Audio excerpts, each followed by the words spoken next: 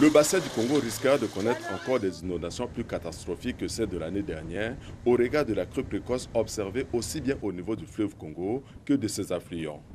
Partout, des eaux montent à grande vitesse et ce n'est qu'un début. On a constaté du 15 septembre à aujourd'hui 23 septembre, les eaux ont monté de 1,20 m.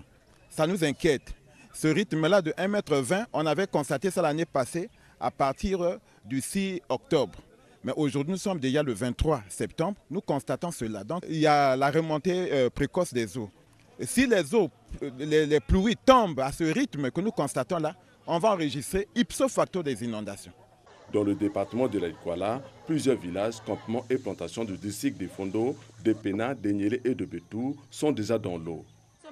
À cause de la montée des eaux, nous avons perdu nos plantations, nos maisons se sont écroulées et nous allons bientôt quitter le village. Dans le but de faire une identification d'avance des besoins réels de cette nouvelle vague de sinistrés, la mission conjointe FAO gouvernement, associée au bureau du PAM de Betou, s'est rendue dans les villages situés le long de l'Ubangui. Partout, c'est la désolation, la récolte précoce des cultures à cause des inondations. En arrivant pour assister les victimes d'inondations passées, on a encore été surpris. Les eaux ont considérablement monté et ont mis les plantations dans l'eau, les maisons dans l'eau et on voit une détresse alimentaire. Cette détresse alimentaire où on sent déjà la malnutrition, ils n'ont plus rien à manger et c'est dans ce sens-là qu'on s'est dit, on va faire une évaluation rapide de la situation actuelle. Nous allons faire le rapport et puis voir ce qui peut être apporté. Autre département, autre rivière, même réalité. La rivière Songa connaît également une crue précoce. Le niveau actuel des eaux n'était pas celui de l'année dernière en cette période.